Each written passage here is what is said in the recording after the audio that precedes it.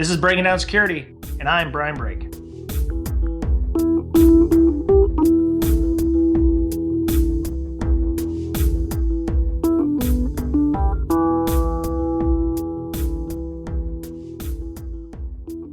Welcome, listener. This is Breaking Down Security with me and Mr. Betcher.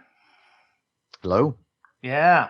So, we usually have some witty repartee between me and Mr. Betcher, but this week we have a very special guest. Like our last podcast, you heard part one with Wim Remes from ISC Squared. He was elected to the board. We were most privileged enough to be able to get Mr.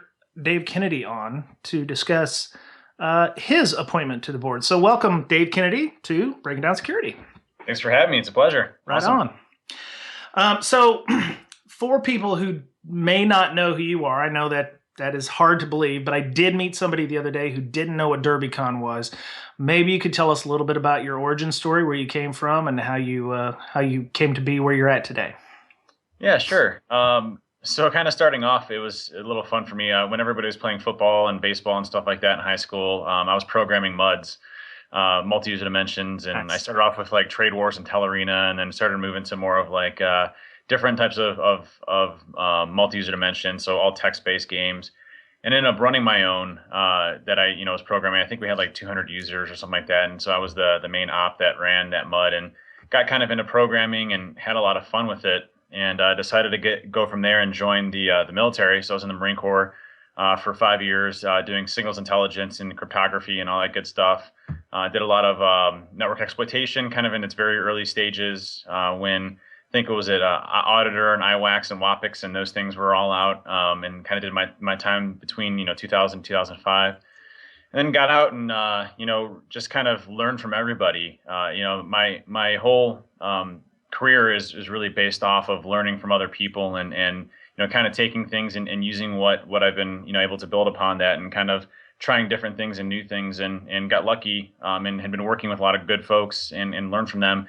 I was able to kind of go from there, become a chief security officer at a really young age for a Fortune 1000 company. And so I ran the security program. I had about 40 people on my team, and then started my own two companies. So I have Trusted Sec and Binary Defense, which never thought I would be an owner of a company or two, for lack of a better term. But it's been interesting. It's funny.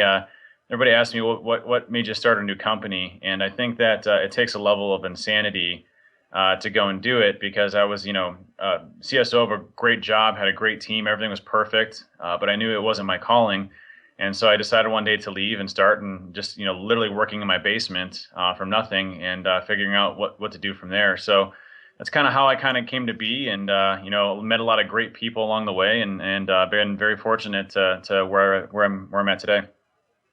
Very cool. Very cool. So you were elected to the board of ISC Squared last month, from what I understood, but you're not officially on the board until January, right? Yep. Okay. Yeah, I think our first meeting is like January, the latter part of January, like January 20th or 24th or something like that. And so we have our first meeting. So I'm not exactly sure what being on the board entails. Wim's been kind of getting me up to speed a little bit since he's been there. But, it's funny, people are always asking, like, well, why did you even decide to join the IC Squared board, and, what was the purpose of it? And, for me, I didn't need to join the IC Squared board. It wasn't something that was like an itching thing for me to go and do. But whenever I see something that I can hopefully make better, I try to go and do it. And, I think, with Wim on the board and myself on the board and a lot of other great people, we can make some really great changes to the organization to really make it good again. And I think, whenever someone says, well, hey, I got a CISP, it's kind of like, yeah, hey, I just got a CISP, and there's nothing else really about it. But really trying to make it more of an awesome, type of certification process, and maybe new ones and things that actually challenge, individuals and really make it decent, but also using the IC Squared as a mechanism to really promote information security in a positive way, I think is a really good way for paving that forward. So that's kind of the reason why I ran, to really try to help change the organization, make it better. Cool. Mr. Betch, you got any questions? Yeah. Well, I've got one that I'd like your take on. It was something Marcus said about white hat hackers, right? Or about people trying to defend against white hats. And Yep. I'm a little low tech, so I'm going to have to play it on my little speaker here. So bear with me. Here. The white hats just imitate each other. So white hat attack is just a repetition of using the same tools, and we all know what the tools are. Using those tools, this tool, that tool, because everybody else does it, and it's cool. What happens though is that all the security vendors, they tailor their tools towards the white hat stuff because that's what they get their hands on most of the time. So they build their tool around defending white hats. That's crazy. You feel me? First of all, I have to say I love Marcus. One of our outspoken folks in the infosec community, and says a lot of the right things when it comes to that. And he's absolutely right to where a lot of our techniques are really based off of the research of white hats and kind of the open community, because that's what we have our hands on. But at the same time, if you look at a lot of the different types of attacks that happen, the patterns and techniques that white hats use are the same patterns and techniques that black hats use, although the tools may be a little bit different. They're technically, a lot of times they're going after the same types of information. Granted, I think a week-long pen test doesn't really truly simulate, a 6-month ordeal that, a organized crime unit or someone from a state-sponsored area or something like that's going after. So it doesn't truly simulate what's happening out there. And I think the product industry is something that has really hurt the community, I think, in a lot of ways, the industry itself, from the fact that most of the stuff that they're really trying to protect against is things that are more commoditized in the white hat community, not necessarily what you see typically targeted. And I think that that's a shame, because most of the technology that's out there doesn't really defend against most of the stuff that's happening out there, and doesn't even really defend against what the white hats are doing. Just to put in perspective, I can't remember the last time I was on a pen test where it was really challenging. I mean, where it really took me a lot of effort to have to go through and do something. So, I mean, it wasn't even something that you can even defend against the white hat stuff against, let alone, what's happening in the black hat community. But what I can say is that, the techniques, lateral movement, being able to extract clear text passwords in memory, those techniques are the same type of techniques that everybody's using consistently across the board. Granted, the rats that they use and the techniques they use for persistence may be a little bit different. But the techniques are very much the same when it comes to attacking. So I think, to Marcus's point, the technology that's built around detecting hackers is definitely structured around the research around white hats, which isn't necessarily the way we want to go with it. But a lot of the techniques that we try to simulate as white hats are the same techniques that hackers use on a regular basis. If that makes sense. You're talking about the methodology, the gaining Right. the foothold, the lateral movement. Yeah, I understand. So a lot of times, white hats, though, they'll take a foothold in an organization, patient zero, let's call it, and then they start scanning the network and making a lot of noise. That's typically not what black hats would do, though. They would be quiet, and you're against time. I mean, that's your main driver. Is you got to do the engagement quickly.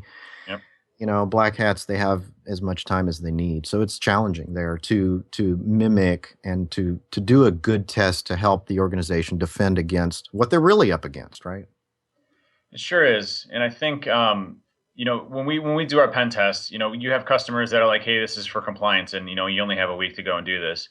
But there's a lot of customers that are really getting smarter to that type of thing. And, there's times where I'll be on an engagement and I'm like, listen, hey, in order for us to really do a good job, we have to spend a lot more time on this. And, I'm willing to meet you halfway and spend an extra week of my time that wasn't accounted for, to go and do this, but they might need to push the engagement out more in order to go and do this effectively. And they're usually pretty cool with that. And they're actually kind of taken back and caught off guard because no one's ever asked them that before. Right. And, just as an example, I was doing a pen test this last week. And, we've been pen testing this company kind of consistently across the board. And every year they've gotten a lot better. This year was really, really difficult for us. I actually had to rewrite a bunch of stuff in order to get things to actually work, which, is a good position to be at if you're a company, having to rewrite a bunch of stuff that you've done. So, and I don't want to go into any specifics because of the company. But, what was interesting is I was doing a pen test with Elsie, Justin Elsie, one of the guys on my team. And, we literally were beating our heads against the door up until Friday. Pen test starts on Monday. Friday we're still beating our heads against the wall trying to figure out a way in. And Friday we finally got this awesome foothold in. and we're able to exploit it. But Friday's when the pen test is supposed to stop. So we were explaining to them like, listen, hey, we just got in, we want to keep going. Can you give us an extension for a week? We're not going to charge you an extra week. We just finally got in at this point. We just want to go forward and see what we can do. And so this whole week here has been, moving, laterally and staying underneath the radar and going slow. And I completely agree. I mean, the whole scanning thing is done for convenience and time, and it's something that I think has become more of a acceptable practice for time. And unfortunately, the scanning type of stuff that we do isn't part of what a pen test is supposed to be. You get your foothold in and you see what information you get off of that system and move to another system and see what information you get off of that system until you can kind of move around and get unfeathered access without being detected. And I think that that's what you typically see from most of the decent attacks that are out there. Maybe not necessarily commoditized malware or organized crime, but I think, for most cases, that's what we have to simulate. And unfortunately, the market hasn't matured enough to be able to accommodate that just based off of time and resources and what they allocate for those type of assessments. That's why I think, having an internal red team in a lot of cases is very good for a company, because a lot of times they're not put to the fire when it comes to having to have specific timeframes they have to complete things in. Right on. So you still have your fingers in the pie. You're still going out on pen tests, even though you're the CEO of the two major companies. I will never, ever, ever take my hands off of doing pen tests. That's my joy in life, and that's what I really like doing. And Justin and I were talking the other day about this. The one we were just on this week. Those are the ones that are so much fun for us because it's challenging. It's something that gets you frustrated and upset, and it really requires you to start to get creative in ways. And after a while, you do a pen test over and over and over again, and you break in 10 minutes or 20 minutes or an hour, and then you're doing everything else, and you figure out another way, and you do another way, and those kind of get tedious and boring. But in a lot of times, when you come into new ways of attacking things, that's the fun part, and that's something that I don't think I could ever let go of. And just keeping my skills sharp in what I do, and that's all I write tools like Spray WMI. I was on a pen test, and I'm like, if PS exec wasn't working, pass the hash wasn't working, we can no longer use that as a viable method. What other methods do we have? Oh, well, there's already WMIS for pass the hash for WMI implemented, but you can't do it across a mass amount of an organization. So I should write a tool that does that. So that's how I still get fun doing things. And at the same time, on the binary side, the defensive side, I get to understand both, how do I actually detect that and make, the customers better at the same time. And so, our pen tests have actually evolved quite a bit around, instead of it just being about, breaking in and smashing, and here's, this exploit, and here's how you patch that. How do you detect more of the patterns and what we do versus just the actual technical fixes? And I think that that's what, I really have enjoyed focusing on is the report itself, kind of, and everybody hates writing reports, but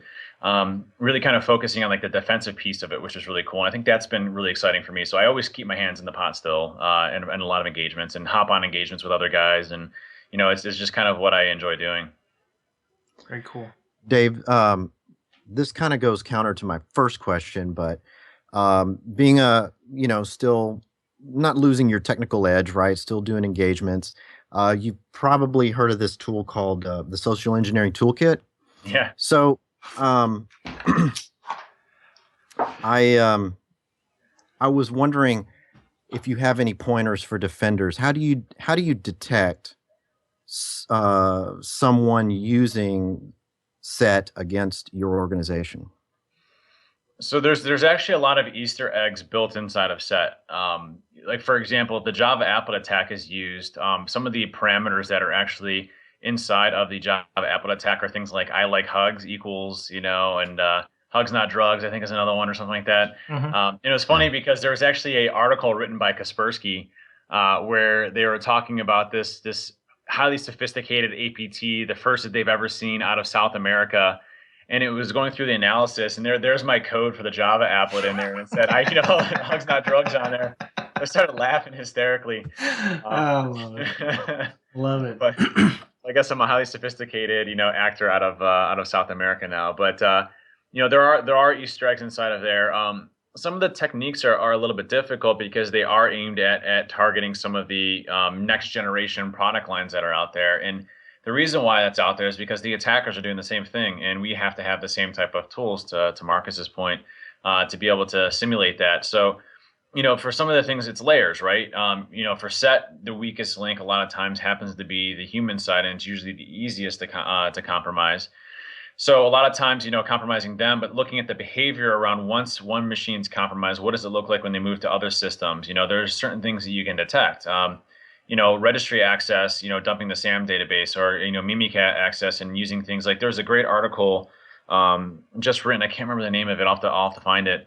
But around how to detect, things like Mimikatz in memory, things how to do, extracting clear text passwords out of LSASS and WDigest.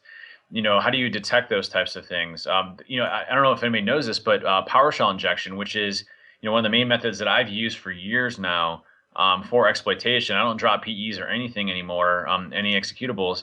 PowerShell actually generates a log. I think it's 4388, if I remember correctly. And that actually shows command. 501 and 500. Yeah, there we go. So, darn it. That was cool. But those monitoring for those, and someone passing the encoder command, or using bypass execution restriction policies, or IEX as a method, or going to syswhile 64. Those are clear indicators that something is not right in those types of things, and so you should be pulling those logs off of those systems to look for those. So I think defensively, there are ways of detecting those types of things and those types of patterns and behavior. And also, to the point of, exfiltration of data, and what does a command and control or C2 infrastructure look like? Those are all things that, you can get a pretty good understanding of. It's not 100% science, but the patterns themselves are there. Very cool. Set's tough though, man. I use dynamic cipher keys that randomize every single time and encrypt the whole payload. I mean, it's not an easy one to necessarily, detect, and it's kind of designed that way. Yeah, but it is doable. Definitely. It is, definitely. Yep. Cool. So with you doing all your pen tests and everything, how much, I want to go back to the ISC squared thing. You have a CISP right now. How long have you had your CISP, by the way? I think I got it in 2006 is when I first got my CISP. Yep. Okay. I got mine in 2010. Mr. Betcher got his in like 2013 or so. What does having a CISP mean to you? And your decision to serve on the board was a way to improve the industry's, I don't know, image of CISP or ISC squared in many cases? Yeah. So I mean, am I coming in okay? By the way, I heard a little bit of a staticky type nope, thing. You're good. Okay, yeah. Cool. Yeah, it's you break. Static. Technology's so hard. Oh God. Jiggle the cord. Jiggle I it. know. Yes, I know. All right. So yeah, just talk amongst yourselves. Sounds good. I think for me, in 2006, I was kind of just getting into understanding what this whole infosec industry was, and I think I got a SANS GSEC at the time, and maybe I had an MCSE, I think, or something like that. And everybody's like, "Oh, you got to get a CISP. You got to get a CISP. That's kind of what you're known for." And so for me, when I got my CISP, it was one of those things that was a pinnacle moment, I think, in my career, because it was one of those certs that it had such a high reputation. And so, coming into this industry, I think that those type of certs are very necessary to at least have a base understanding. And I think that the course curriculum should really test that base understanding of what, your understanding around the information security industry is. So I think, for me, it's establishing credibility to the CISP again, and getting that excitement when you go through and you accomplish that test in the first time. But also, I mean, look at certifications like, what offensive security has been able to do. I mean, the OSCP and the OSCE are the two highest certs that I hold in my highest regard, period. Like when I went and did the OSCE, it was by far the hardest test that I've ever had to do in my entire life. And I will never go through that again in my entire life. I mean, yeah. It's a 48-hour test, and I spent all 48 hours. I mean, there's boxes of pizza everywhere, and, pop cans everywhere. And my wife couldn't come down because I'm like, the old, Unix mainframe admin is like, get away from me, and so, it's one of those feelings where, of accomplishment that you have when you got the OSCE. And I'd like to be able to do the same type of thing, in ISC squared, to have a certification process that really challenges folks that are really seasoned experts that understand, what's happening out there. A lot of what offensive security has been able to do with their certs, and even SANS to an extent too, I mean, there's a lot of great SANS certs as well out there. I mean, testing what's really out there is one of those things that I think is really important, and one of those things that I think lacking right now.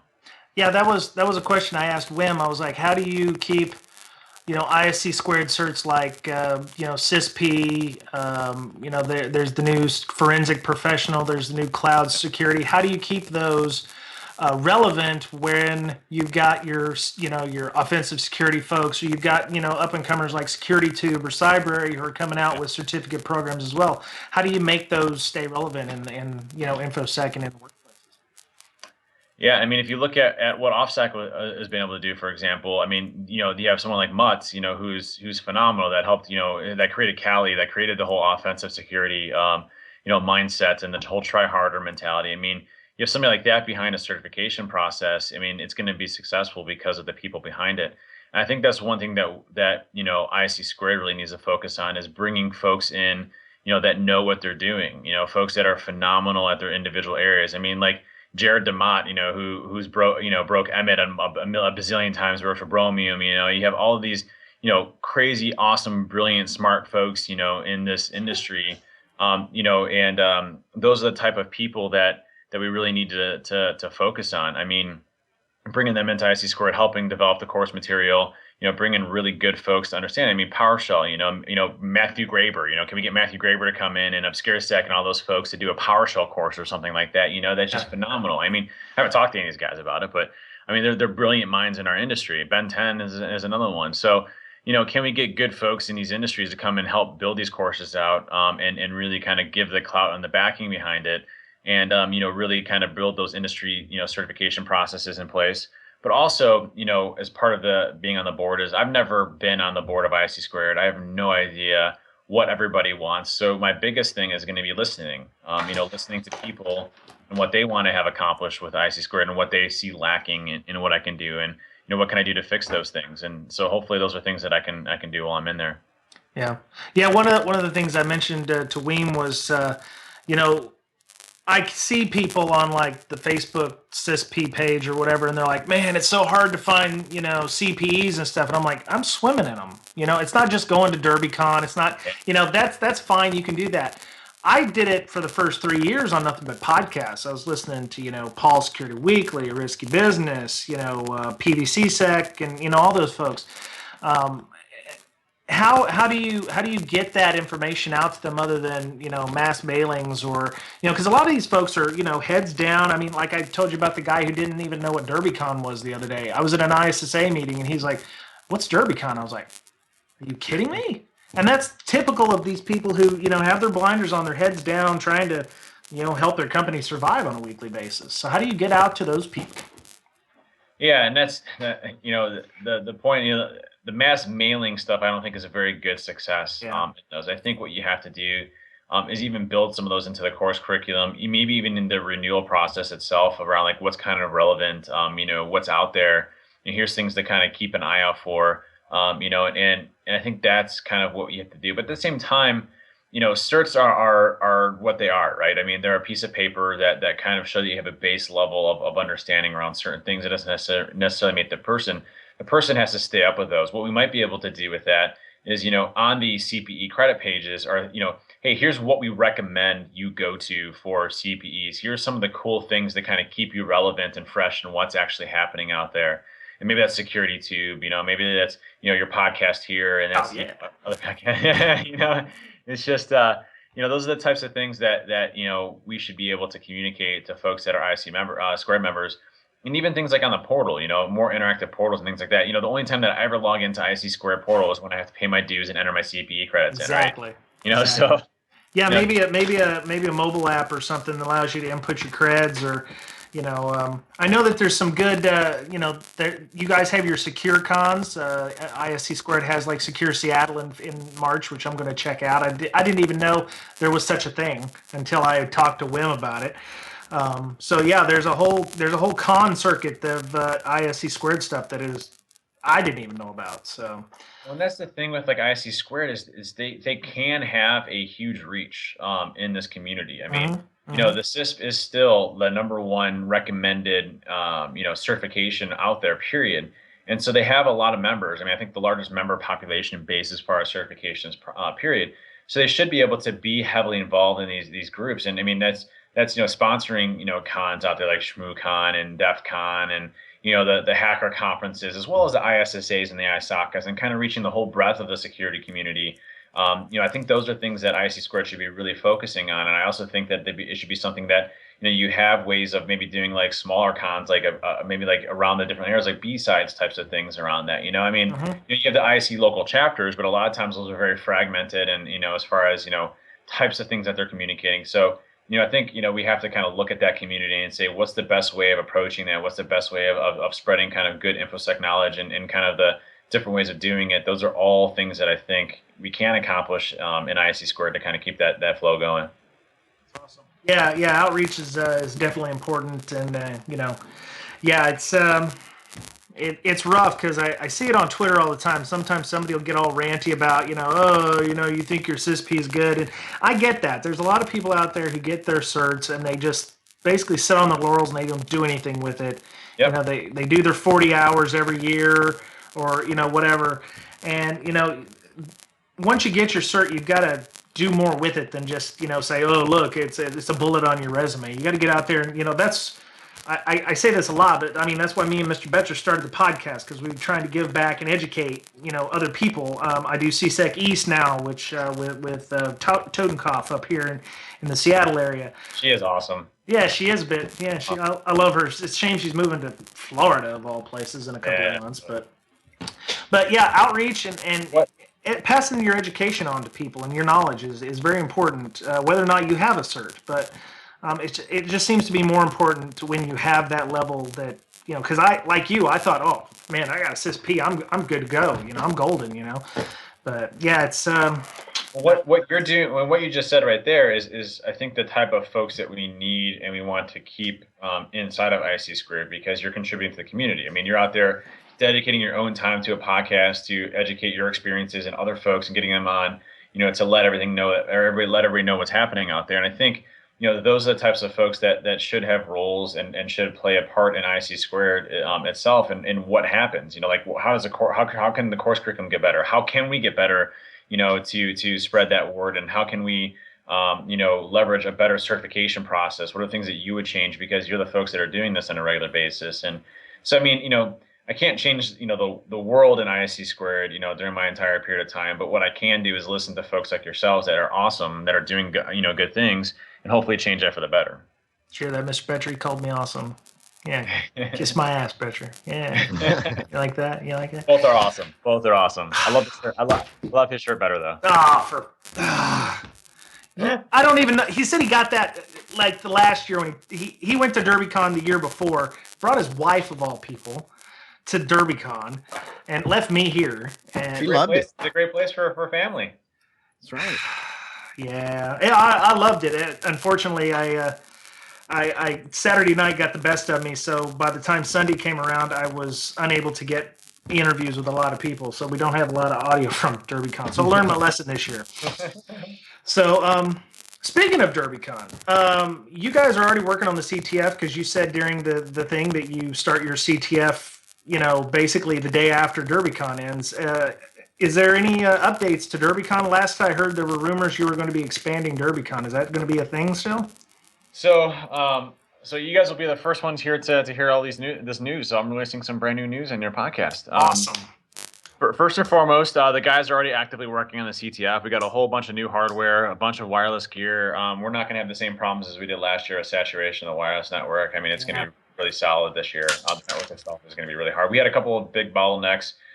This year, we actually dedicated one of our network engineers to the network for the CTF. So I have a very high confidence that it will be awesome and rock solid as far as stability. I know we had a lot of bottlenecks around the firewall itself. I think it was like only a 100 meg firewall. So we went up to a straight gig and a whole back end gig backplane for that. So we're even possibly talking about doing a 10 gig just in case. So we'll see. But that's going really well. The guys are working really hard on that. Some big news. So the official dates for DerbyCon next year, which have not been announced, which I will be happy to tell you right now. Okay. The conference itself will be on the last weekend of September, as usual. So no differences there. So it'll be I'm just getting to my calendar right now. It's going to be the 23rd, the 24th, and 25th. Nice. And so that'll be the main conference, and then obviously we'll still be doing the 2 training days before that. So the 21st, 22nd will be the training, and the 23rd, 24th, and 25th will be the actual conference day. Awesome.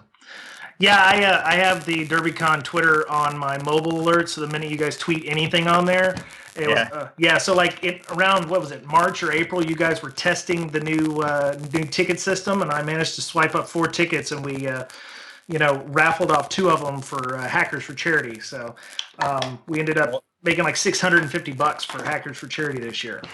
When we open it up, remind me. I'll send you guys 5 tickets that you can do on the podcast. Oh! Goodness. So I would offer it to you now, but the barcodes system is not up at all. So I wouldn't look you up right now. But just no, I appreciate that. That's much obliged, and thank you. We just.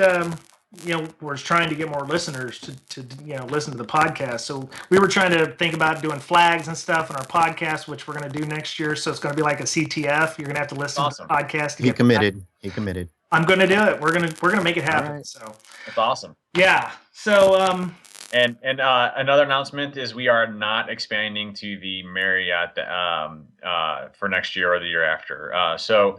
Long story short, we had possibly considered expanding it, and we were really toying back with it. So we sent a survey out to everybody at DerbyCon, and, asking their opinions, and it was really split half and half. Half were like, "Yeah, I'd love to see it." Half of it was like, "No, I don't want you to change it."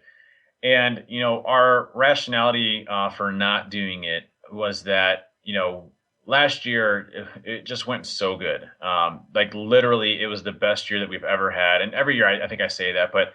I mean, we get to know the people, the staff, everything. It just worked flawlessly. And granted, some of the talks got a little crowded. But, I think there was only, one where at the very beginning that we had to turn folks away, but then we fixed that and we remedied that problem right away.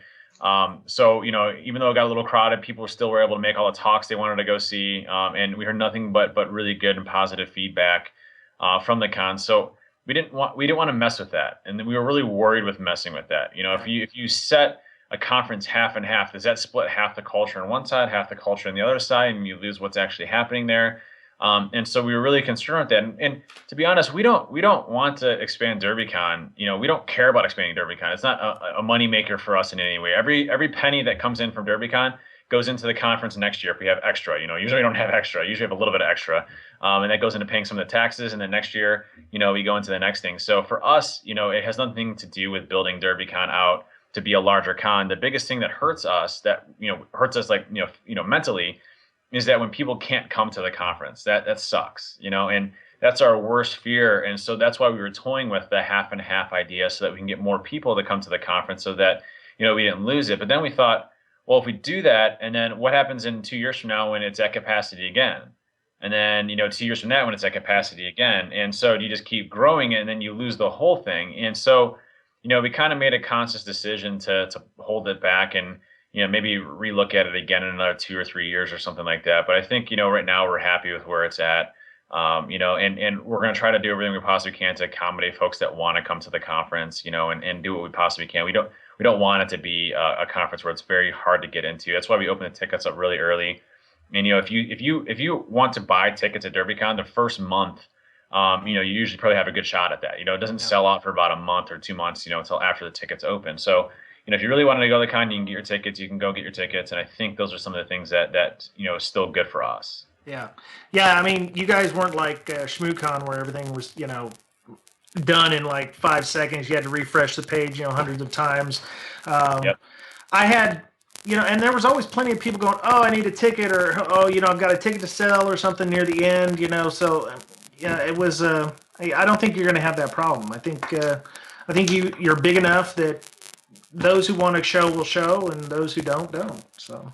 Yeah. One thing we had a problem with this year that we didn't last year is ticket exchanges, where people would sell tickets, and then they'd sell tickets, and then we have an opt-in process for when you check in.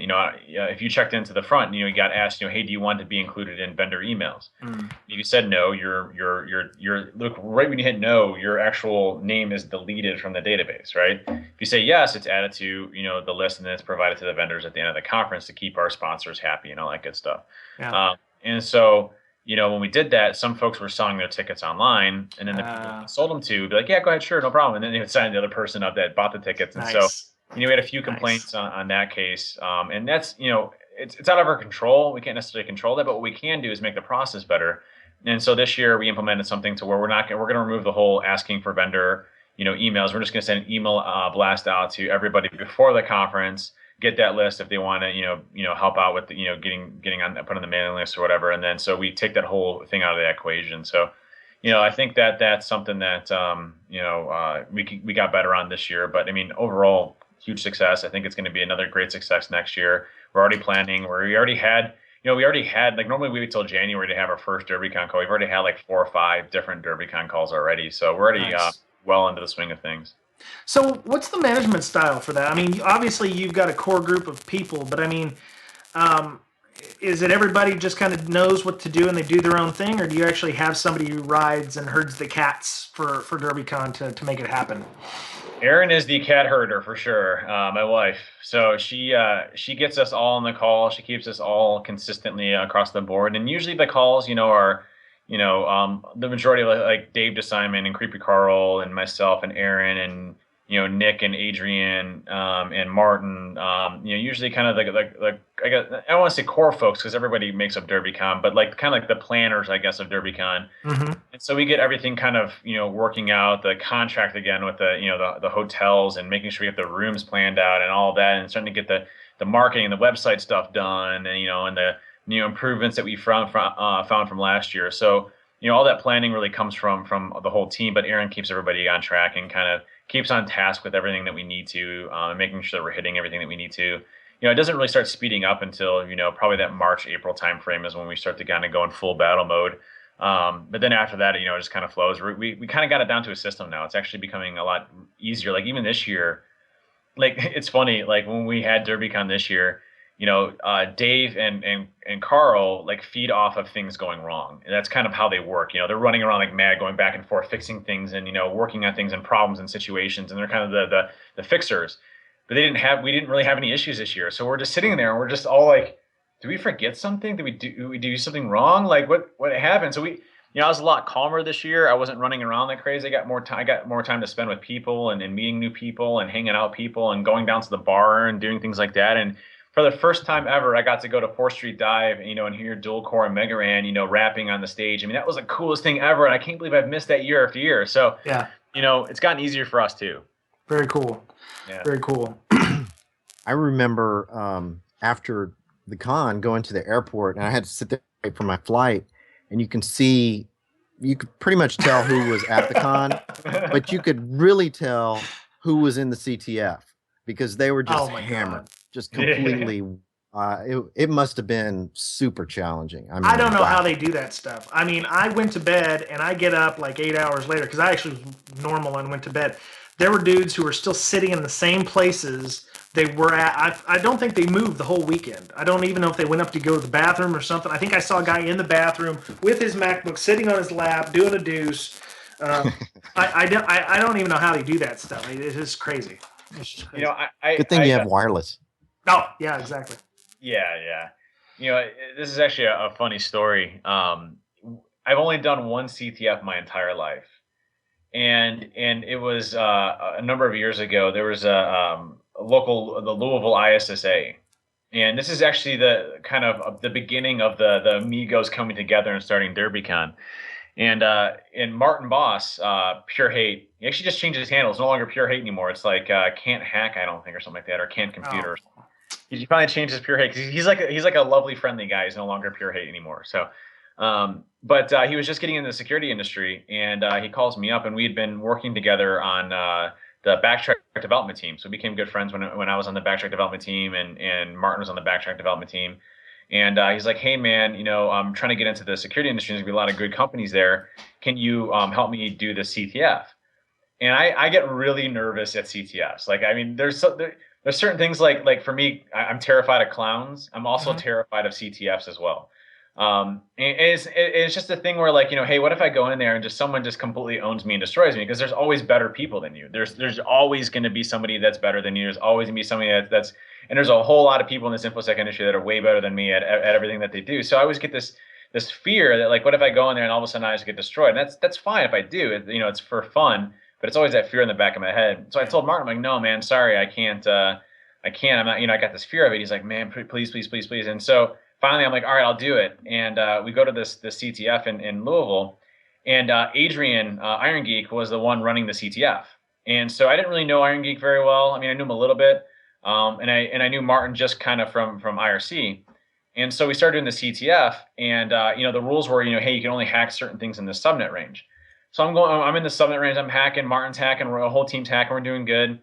And I find this fully patched Windows Vista box. I mean, 100% patched, looking good. I'm like, oh, he must have put this in here. If someone had like a 0-day or something, it's like a super, amazing, awesome flag. And I just happened to get a Windows Vista 0-day working the week before. So, I had a 0-day sitting there, and I just got it working. It was like an 80%-ish success ratio, so it wasn't fully vetted out yet. And so I fire this thing at the box, and I get the shell. And I'm like, yes, I'm like 0-day, got in, I'm feeling all great. And I'm going through this computer, and I'm like going like C:\users /Adrian / CTF videos, and here's all the videos of how to do each of the CTFs, And I'm like, oh well, if I got, I must have, since I got in, I must be able to download all the videos and then win the whole thing now, right? So I start downloading all the videos, and as those are downloading, it's taking a while. And I'm going through, I'm like, there's like Adrian pics, I'm like, Adrian this, I'm like going through all this files, I'm like, ooh, I don't know if this is right. So I stop what I'm doing. I lock my screen. I go upstairs. I'm like, hey, is there supposed to be a fully patched Windows Vista box on the network? And Adrian's like, looks back. He's like, oh, no. And he's like goes and runs and plugs it. And so he left this computer on that subnet on accident. So actually, Adrian's 0-day, computer with the 0-day.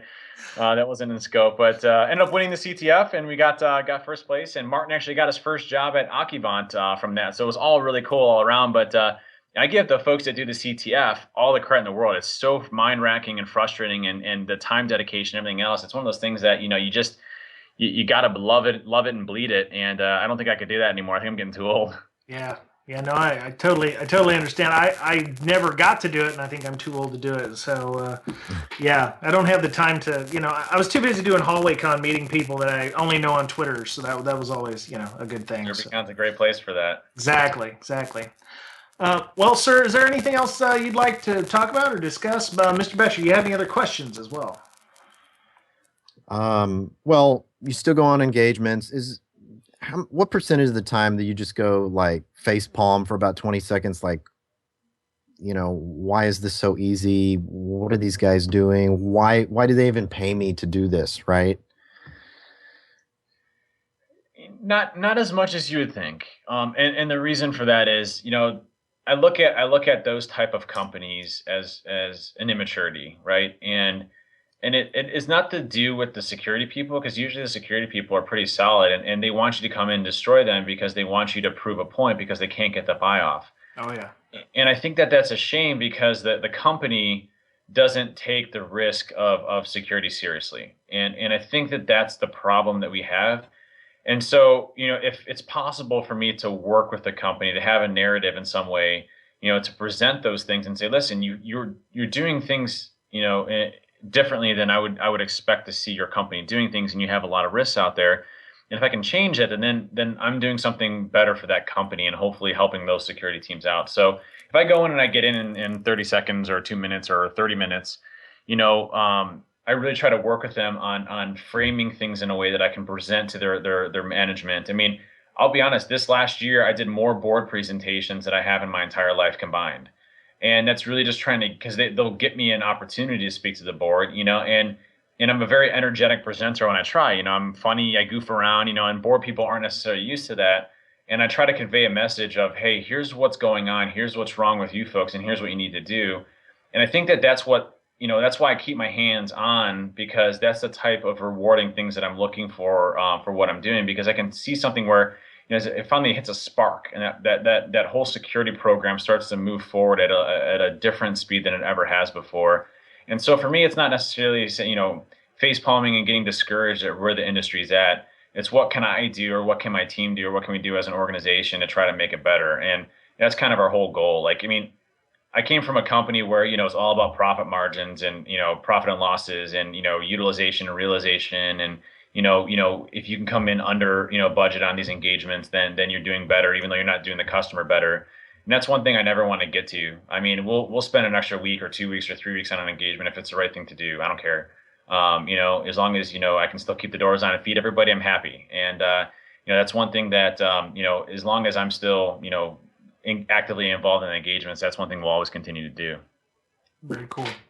Yeah. I guess the last question that we've got is a little career advice. The podcast, we try to give it out to people who are seasoned IT people trying to break into infosec, and also, people who are in infosec for a while may not know where they want to go. So, for those people who are in IT wanting to break into infosec, how would they? What's a tip from you that they would maybe they should do to make themselves a good start in the infosec community? Yeah, I get this question a lot, and it's hard for me because my path, is different from everybody else's, and it will always be different. Times have changed, technology's changed, but what I can say that is consistent is, for me, infosec isn't something that's a job for me. It's something that I love doing and I enjoy doing, and it's something that, is a hobby. And so, find what is your hobby in infosec. And if that's, web application security or source code analysis or zero-day bug hunting or, forensics or whatever it ends up being, what your niche is what you want to make your hobby out of. Home in on that and get really good at that and learn from other people. Become a sponge, take your ego, take what you're good at, trying to prove to the world, take that and move that aside and just learn from people that are already in the industry that have already committed and done a lot of good things, and then start to build your own.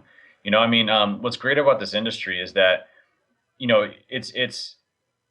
it's to the person itself to create what they want to create. Like I can come up with something tomorrow, write a brand new tool that's never been created before and help the industry out, right?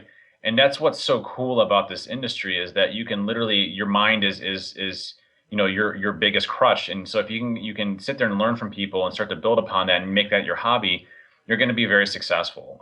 And so first is finding what you like to do. And then second is making that your hobby and focusing on that, to your very, largest extent. If you're new, like as far as, coming out from college or things like that, getting an internship in certain places, learning from other folks, the community itself is usually pretty good, networking at these security conferences. Those are all key things that you can do to kind of start to get yourself a foothold in there. If you're looking to make the jump from like IT, for example, I'll be honest, some of the best pen testers I've ever met in my life are sysadmins. And those are folks that understand how to build and set up, infrastructure and things like that. So those are highly desirable skills. So focusing on that movement aside is really important and finding that passion. So for me, number one, hobby, passion, find what you like to do in InfoSec and really start to, crunch the gears and learning it. And it's not easy. I had a friend, one of my buddies, he's like, "Oh, I see what you do. That's easy. I can figure that out." And, he starts to go into and he starts to learn. He's like, "Oh my gosh, this is hard." I'm like, "Yeah, dude, it's not something you can learn overnight. It's frustrating. You're sitting there at night and you're upset and you can't figure things out and you're banging your head. And, that's a good sign of learning. And so, know that you're going to go through those hurdles and those frustrations, and those are the types of things that you need to kind of focus on." Yeah. And if you're wanting to be a hacker because you saw Scorpion or CSI Cyber doing it, then you don't need to be a hacker. Well, or use it as motivation. I mean, I the movie Hackers, kind of, mentality wise, but, use that as a driver. It's not obviously realistic in any way, shape, or form, but, when I do the media stuff, it's funny because like CNN's like, "Oh, show us what you do when you're hacking." I'm like, "Cool. So you want to sit here with code flying through the screen and sitting there drinking coffee and yelling at the computer screen for 8 hours. Sounds good. And it's going to be a ton of fun, right?" It's not like what they make it out to be in the movie. So yeah. That's not as exciting as everybody makes it out to be. Yeah, exactly. All right. Well, Dave, Dave. Awesome. Love what you do, man. Fantastic. Thanks so much for having me on, man. It's both of you, and I really appreciate it. And I'm giving you a hug over the microphone here. There you go. I'll take a rain check too on a a real hug, right? Yeah, you got it. Yeah, if you ever make it up to Seattle, like I told Wim, lunch is on me. Adult beverages is on me. B-side Seattle's in February, so if you want to come on. Sounds good. I'll check the dates out. And if you're ever in Ohio, you always have a place over here. We'll have to get some bourbon or don't drink. We'll go get some good food around here. Excellent. So for those people who aren't on in the know, how would they get a hold of you? They wanted to talk to you. You can always get me at Hacking Dave on Twitter. That's probably the easiest. I do actually monitor that quite a bit. But also you can always hit me at Dave K at DerbyCon.com, and I'm always responsive to that. All right, awesome. Mr. Betcher, how do people get a hold of you? On the Twitters, I'm at BetcherPwned, BOETTCHERPWNED. That's right. And the official BreakSec podcast is at BreakSec. My Twitter is at Brian Brake, BRYANBRAKE. We have a Facebook fan page. We have a LinkedIn page. I spam the hell out of LinkedIn groups for the podcast. I know that Dave is not sponsoring our podcast, but if you need pen testing stuff, call Trusted Sec. If you need defense help, call up Binary Sec. McDouglas has been a podcast guest host, and a interview. He's good people, knows a little bit about PowerShell there, and he's always there to help out. Thanks, guys. Really appreciate it. And we need to get you guys on our podcast, the Trusted Sec Security podcast. So we'll get you guys on there next time. Awesome. That's great. Excellent. Love to do it. Dave, hope you have a great holiday, and we'll talk to you again real soon. See you guys. Thanks again. All right. Later. Bye-bye.